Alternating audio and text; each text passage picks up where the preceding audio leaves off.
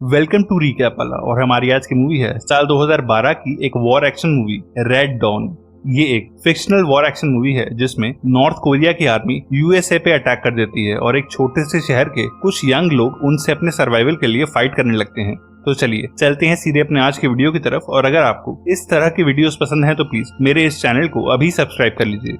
तो ये कहानी शुरू होती है साल 2012 में अमेरिका के वॉशिंगटन से, जहां हम न्यूज में देखते हैं कि नेटो कंट्रीज के बीच में पहले जैसी यूनिटी नहीं रही और सारे यूरोप की इकोनॉमी रिसेशन की वजह से खराब हो चुकी है। उसी न्यूज में हम देखते हैं कि नॉर्थ कोरिया की लीडरशिप बदल गई है और रशिया के सपोर्ट से वो अमेरिका के सभी नेटवर्क्स पे साइबर अटैक कर रहा है। और इसी केओस के बीच में हम जेड नाम के एक अमेरिकन सोल्जर को देखते हैं जो इराक में अपना दूसरा टूर खत्म करके अपने घर वापस आया है। जेड अपने भाई के हाई स्कूल जाता है जहां उसे उसका फादर टॉम मिलता है जो उनके शहर में एक पुलिस सार्जेंट है। और ये दोनों जेड के छोटे भाई मैट का एक रग्बी मैच देखने के लिए उसके स्कूल आए हैं, जो मैच मैट की टीम दूसरे स्कूल की टीम से हार जाती है। मैच के बाद जेड और उसका फादर टॉम वहां से चले जाते हैं, पर मैट डिसअपॉइंट होके स्कूल के बाहर ही बैठ जाता है जब उसकी गर्लफ्रेंड एरिका अपनी कार में वहां आती है और उसे चीयर अप करती है। नेक्स्ट सीन में हम जेड को एक बार में देखते हैं जिससे टोनी नाम की बारटेंडर बात करने लगती है जो जेड और मैट की फैमिलीज को जानती है। और तभी एरिका और मैट भी उसी बार में आते हैं और सभी वहां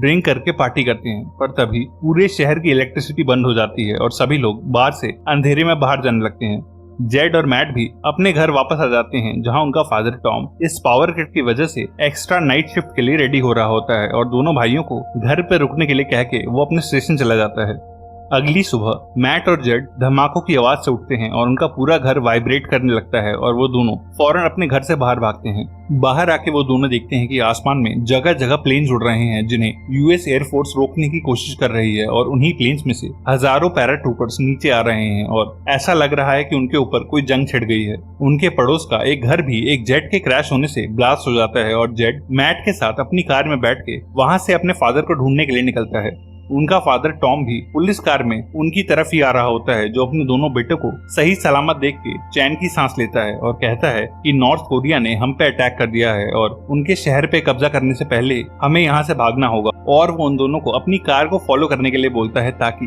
वो उन्हें शहर की बाउंड्री से बाहर निकाल सके। और वो दोनों अपने फादर को फॉलो करने लगते हैं। एक पुलिस कार को देख के पैराशूट से नीचे आ रहे नॉर्थ कोरियन सोल्जर्स भी टॉम की कार पे फायरिंग करने लगते हैं, जिसकी वजह से उसकी कार खराब हो जाती है और वो दूसरी कार में जाके क्रैश कर जाता है। टॉम अपनी कार से बाहर निकल के देखता है कि शहर के लोगों को उसकी हेल्प की जरूरत है और वो जेड और मैट से सख्ती से कहता है कि तुम दोनों मुझे यहीं छोड़ के हमारे फैमिली कैबिन में चले जाओ जो शहर से काफी दूर है, और वहां जाके मेरा वेट करना और तब तक मैं इन सब लोगों की हेल्प करूंगा। और टॉम से गुड बाय कह के दोनों भाई शहर से बाहर जाने लगते हैं। रास्ते में मैट जेड से कहता है कि उन्हें रास्ते में एरिका के घर पर रुक के उसे और उसकी फैमिली को भी अपने साथ ले लेना चाहिए। और जेड तेजी से एरिका के घर की तरफ अपनी कार भगाता है, पर एरिका के घर पहुंच के वो देखते हैं कि उसे और उसकी पूरी फैमिली को नॉर्थ कोरियन सोल्जर्स अरेस्ट कर रहे हैं। एरिका को अरेस्ट होता देख के मैट चिल्लाने लगता है और उन सोल्जर्स को लीड कर रहा कैप्टन चो नाम का एक ऑफिसर अपने सिपाहियों को उन दोनों को भी अरेस्ट करने के लिए बोलता है, जिसपे जेड अपनी कार भगाने लगता है और वो सोल्जर्स उन्हें पकड़ नहीं पाते और दोनों भाई शहर से भागने में कामयाब होते हैं। अपने फादर के ऑर्डर्स को फॉलो करते हुए वो दोनों अपने फैमिली कैबिन तक पहुंच जाते हैं। और अब उनके साथ मैट के दो स्कूल फ्रेंड्स जॉश और डैरिल भी होते हैं, जिन्हें इन्होंने रास्ते में से पिक किया होता है। और इन दोनों की फैमिलीज को भी नॉर्थ कोरियंस ने पकड़ लिया होता है। ये चारों फॉरेन हंटिंग राइफल्स और खाने का सामान इकट्ठा करके घर में जमा करने लगते हैं ताकि यहाँ कई दिन सरवाइव कर सकें। और रात को इन्हें अपनी तरफ आती हुई एक कार की आवाज आती है और जेड को लगता है कि नॉर्थ कोरियन सोल्जर्स पेट्रोलिंग करते हुए उन तक पहुंच गए हैं। जेड मैट को घर की सारी लाइट्स ऑफ करने को बोलता है और घर से कुछ दूर झाड़ियों में छुपकर उस कार पे निशाना लगाने के लिए अपनी राइफल पॉइंट करता है। पर उस कार में उन्हीं का एक फ्रेंड डैनी होता है जो अपने साथ जेड की उस बार टेंडर फ्रेंड टोनी और कुछ सर्वाइवर्स को शहर से बचा के लाया होता है। सभी लोग वॉर को डिस्कस करते हुए उस घर के हॉल में सो जाते हैं और सुबह उठ के जेड मैट को उठाता है और कहता है कल जो लोग यहाँ रहने के लिए आए थे उनमें से कुछ लोग गायब हैं और वो लोग हमारा जमा करा हुआ खाना और बैटरीज भी चुरा के ले गए हैं। इसके बाद जेड और मैट खाना और मेडिकल सप्लाईज इकट्ठा करने के लिए शहर में वापस जाते हैं और देखते हैं कि नॉर्थ कोरियन आर्मी ने उनके शहर पे कब्जा कर लिया है और बड़ी सी टेम्परेरी जेल बना के कई लोगों को प्रिजनर भी बना लिया है। और बचे हुए लोगों से वो अपना काम करवा रहे हैं, जिनकी वो रोज चेकिंग भी करते हैं। जेड और मैट जब शहर से वापस आते हैं तब डैनी उनके सभी साथियों के साथ उनकी तरफ भागते हुए आता है और उनसे कहता है कि कैप्टन चो अपने सोल्जर्स के साथ उनके उस घर तक पहुंच गया है और हर जगह सर्वाइवर्स को ढूंढ रहा है। वो सब वहां से कुछ दूर जाके देखते हैं कि पीटर नाम के एक आदमी ने नॉर्थ कोरियंस को उनकी लोकेशन बताई है और वही कल रात उनकी सप्लाई चुरा के यहाँ से भागा था। कैप्टन चो वहां सिर्फ सोल्जर्स के साथ नहीं बल्कि जेड और मैट के फादर और शहर के मेयर के साथ आया होता है, क्योंकि मेयर का बेटा डेरिल भी कल रात को जेड और मैट के साथ इसी कैबिन में रुका था। मेयर लाउड स्पीकर पे अपने बेटे और उसके साथियों को जंगल से बाहर आके नॉर्थ कोरियंस के सामने पीसफुली सरेंडर करने के लिए कहता है, पर ग्रुप का कोई भी शख्स बाहर नहीं आता क्योंकि उन्हें नॉर्थ कोरियंस पे बिल्कुल भरोसा नहीं होता। मेयर के बाद टॉम को लाउड स्पीकर देके अपने बेटों को जंगल से बाहर बुलाने को कहा जाता है, पर टॉम लाउड स्पीकर पे अपने बेटों से रिक्वेस्ट करता है कि वो ऐसे ही छुप के अपने दुश्मनों से लड़ते रहें और इन घुसपैठियों से कोई समझौता ना करें जो उनके देश में घुस आए हैं। टॉम की ये बातें कैप्टन चौ और नॉर्थ कोरियन सोल्जर्स को पसंद नहीं आती और चौ एक हैंडगन से टॉम को उसके बेटों के सामने सर में शूट कर देता है और जेड मैट का मुंह बंद कर देता है ताकि उसकी चीखों से नॉर्थ कोरियंस को उनकी लोकेशन ना मिल सके। इसके बाद नॉर्थ कोरियंस टॉम की डेड बॉडी और उस घर में आग लगा देते हैं और वहां से चले जाते हैं और जेड अपने भाई समेत सभी को जंगल के और अंदर चलने के लिए कहता है ताकि पेट्रोलिंग करते सोल्जर्स को दोबारा उनकी लोकेशन ना मिल पाए और सभी जंगल के सेंटर में जाने लगते हैं। जेड डिसाइड करता है कि वो लोग ऐसे छुप के अपनी जिंदगी नहीं बिताने वाले और वो सब अपनी पूरी ताकत से गुरिल्ला वॉरफेयर के जरिए नॉर्थ कोरियन से लड़ेंगे और वो अपने इस रेबल ग्रुप को वॉल्वरीन्स का नाम देते हैं, जो मैट के हाई स्कूल की रग्बी टीम का नाम भी होता है। जेड अपनी आर्मी की ट्रेनिंग का इस्तेमाल करते हुए सभी को हथियार चलाना और रेडियो इस्तेमाल करना सिखाता है और जल्द ही वो लोग चुराए हुए कुछ हथियारों से 2 अटैक टीम क्रिएट कर लेते हैं। इसके बाद ये लोग शहर में जाके रेकी करते हैं और सोल्जर्स की मूवमेंट के हिसाब से अटैक लॉन्च करने के लिए एक जगह चुनते हैं। ये आर्मी के चेक पॉइंट पे अटैक करने का प्लान करते हैं, जहां पहले टोनी जाके सोल्जर्स के सामने सस्पिशियस एक्ट करती है और सोल्जर्स को अपने पीछे भगा के एक खाली पड़े प्लॉट तक ले आती है, जिन पे बाकी सभी एक सरप्राइज अटैक कर देते हैं और उन सभी सोल्जर्स को मार डालते हैं। उन सोल्जर्स के मरने के बाद ये सभी उनके हेलमेट्स और हथियार चुरा लेते हैं और एक बॉम्ब लगा के नॉर्थ कोरियंस के उस चेक पॉइंट को ही ब्लास्ट करके वापस जंगल में भाग जाते हैं और इनके इस पहले सक्सेसफुल अटैक से वॉल्वरीन्स का नाम फेमस हो जाता है और शहर के लोग शहर की दीवारों पे स्प्रे पेंट से इनके बारे में लिखने लगते हैं। कैप्टन चौ भी इस बगावत को कुचलने के लिए अपने सोल्जर्स को जंगल में भेजने लगता है, पर वॉल्वरीन्स अब तक जंगल को समझ चुके होते हैं और नॉर्थ कोरियंस उन्हें वहां ढूंढ नहीं पाते। अच्छे हथियार और गोला बारूद आने के बाद ग्रुप का कॉन्फिडेंस बेहद बढ़ जाता है और अब वो नॉर्थ कोरियन आर्मी के ठिकानों पे बॉम्ब ब्लास्ट करने लगते हैं और शहर जाके अच्छा खाना और कपड़े भी लूटना शुरू कर देते हैं और जल्द ही रेडियो फ्रिक्वेंसीज पे बाकी शहर के सर्वाइवर्स भी उनकी इस आजादी की लड़ाई की तारीफ करने लगते हैं। वॉल्वरीन्स रुक रुक के हर कुछ दिनों में नॉर्थ कोरियंस के ऊपर हमले करने लगते हैं और एक दिन जब मैट शहर में अपने नेक्स्ट अटैक के लिए रेकी करने जाता है तब उसे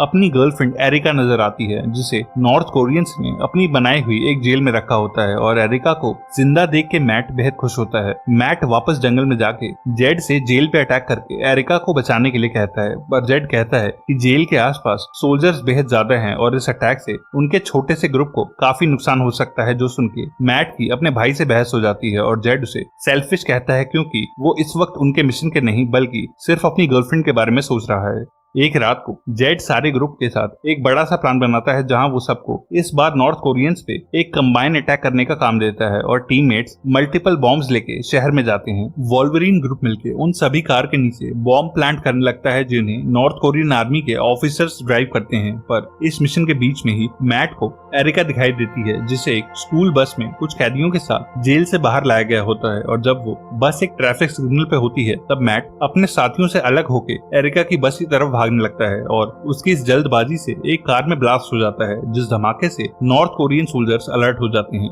मैट उस बस के साथ चल रहे सोल्जर्स को शूट करके मार गिराता है और बस में घुस के एरिका को रिलीज करवाता है और जेड और उसके बाकी फ्रेंड्स उसके रास्ते में आ रहे सोल्जर्स को शूट करने लगते हैं। अब तक सोल्जर्स भी समझ चुके होते हैं कि उनका कोई कैदी भाग निकला है और वो सभी एरिका को ढूंढने लगते हैं और एरिका और मैट एक स्टोर में घुस के अपने कपड़े बदल लेते हैं और काफी मुश्किल से वो शहर से बाहर निकल जाते हैं। मैट एरिका को अपने जंगल में बने छोटे से कैंप में लेके जाता है, जहाँ टोनी उसे देख के बेहद खुश होती है, पर जेड मैट से कहता है कि आज उसके सेल्फिश एक्ट की वजह से उनका एक साथी मैट को बचाते हुए नॉर्थ कोरियंस की गोलियों का शिकार हो गया, जिसकी मौत के लिए सिर्फ मैट जिम्मेदार है और मैट को यह सुन के बेहद बुरा लगता है। कुछ दिनों के बाद जब वॉल्वरीन शहर में वापस जाते हैं तब वो देखते हैं कि नॉर्थ कोरियन सोल्जर्स एक लेडी को रोड पे सबके सामने शूट करने के लिए ले जा रहे हैं, क्योंकि उस लेडी के स्टोर से उन्हें एरिका के जेल के कपड़े मिले हैं और उसी ने मैट और एरिका को कपड़े बदलने की जगह दी थी। और सोल्जर्स ने इस शहर के लोगों को वॉल्वरीन्स की हेल्प ना करने के लिए पहले ही वार्न किया था,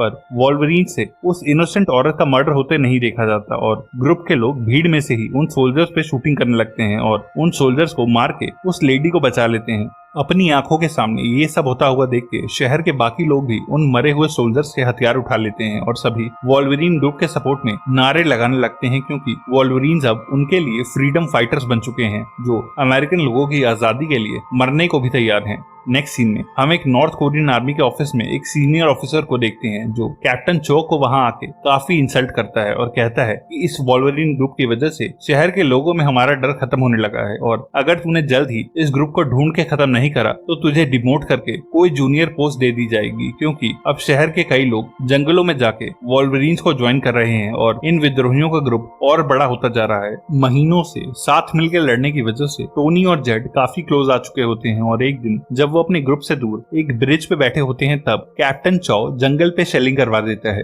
जिससे ग्रुप के कई मेंबर्स मारे जाते हैं और वॉल्वरीन्स को अपना कैंप छोड़ के अंधेरे में भागना पड़ता है। एक नए कैंप की लोकेशन ढूंढते वक्त उनका सामना 3 अमेरिकन सोल्जर से होता है जिन पे वॉल्वरीन्स अपने हथियार पॉइंट करते हैं और वो कहते हैं कि वो इन जंगलों में उनके ग्रुप को ही ढूंढ रहे थे, क्योंकि उन्होंने रेडियो पे सुना था कि वॉल्वरीन्स इस शहर में रुकी हुई नॉर्थ कोरियन आर्मी से लड़ने में माहिर हैं और उन्हें अपने एक मिशन के लिए उनकी हेल्प चाहिए होगी, जिस मिशन के पूरा होने से नॉर्थ कोरियंस को काफी नुकसान होगा। एक सेफ जगह पहुंच के ग्रुप के लोग एक जगह आग लगाते हैं और सोल्जर्स थोड़ा रेस्ट करके उन्हें अपना मिशन समझाने लगते हैं। वो तीनों सोल्जर्स कहते हैं कि इस काम के लिए उनकी एक बड़ी सी टीम बेस से चली थी, पर अब सिर्फ वो तीनों ही जिंदा बचे हैं। सोल्जर्स कहते हैं कि नॉर्थ कोरियंस ने साइबर अटैक्स करके हमारी सारी सैटेलाइट्स और कम्युनिकेशन रडार्स खराब कर दिए थे, जिस वजह से हम उनकी एयरफोर्स को अपने देश में घुसने तक देख ही नहीं पाए और अब बिना किसी सैटेलाइट नेटवर्क के वो आपस में कम्युनिकेट करने के लिए एक डिवाइस का यूज कर रहे हैं जिसे हैक नहीं किया जा सकता और हमें वही डिवाइस उनसे चुराना है, जिससे हमारी बची हुई आर्मी को उनकी मूवमेंट्स का पता चलेगा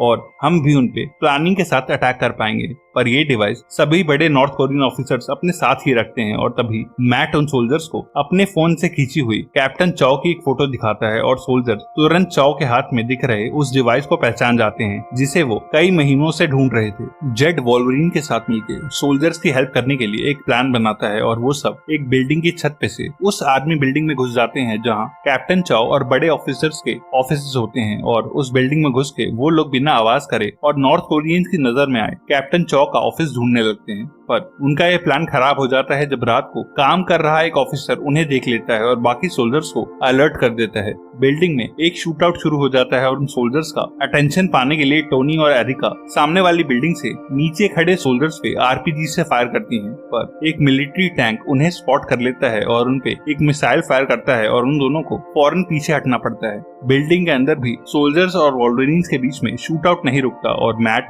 फाइनली उस डिवाइस को ढूंढ निकालता है। कैप्टन चौ भी मैट तक पहुंच जाता है, पर जेड कैप्टन चौ से लड़ने लगता है और काफी देर तक हैंड टू हैंड कॉम्बैट के बाद जेड चौ को शूट करके मार डालता है और वो सभी सोल्जर्स की गिनती बढ़ता देख के उस बिल्डिंग से बाहर भागने लगते हैं। सभी अपना पीछा कर रहे सोल्जर से बच निकलते हैं और एक खाली पड़ी बिल्डिंग में कुछ देर रेस्ट के लिए रुकते हैं और अपने मिशन की सक्सेस के लिए सभी एक दूसरे को बधाई देते हैं, पर उन्हें ये नहीं पता होता कि नॉर्थ कोरियन सोल्जर्स अब भी उनके पीछे हैं। और जब जेड मैट से बात करके टोनी की तरफ जा रहा होता है तभी एक स्नाइपर उसे अपना निशाना बना लेता है और जेड के मरते ही वो सोल्जर सबके ऊपर बेहद हैवी फायरिंग करने लगते हैं और टीम को जेड की बॉडी को वहीं छोड़ के अपनी जान बचाने के लिए उस जगह से भागना पड़ता है और सुबह होने तक वो उस डिवाइस के साथ उन तीनों अमेरिकन सोल्जर्स को उनके हेलीकॉप्टर तक पहुंचा देते हैं। एक सोल्जर मैट को अपनी अब तक की हेल्प के लिए थैंक्स कहता है और उसे अपने साथियों के साथ आर्मी बेस पे चलने का ऑप्शन देता है, पर मैट उसे मना कर देता है और कहता है कि मेरे भाई ने जो रेबल ग्रुप बनाया था मैं उसे और आगे लेके जाना चाहता हूँ और अब मैं शहर में फंसे हर एक अमेरिकन को नॉर्थ कोरियन से आजाद करवाऊंगा।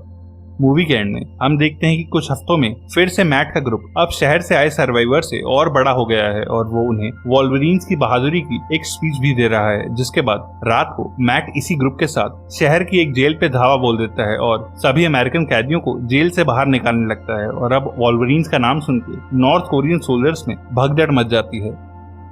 ऐसी ही एक और वॉर एक्शन मूवी के लिए लेफ्ट या राइट वाली वीडियो पे क्लिक करना। तब तक के लिए stay safe and bye bye.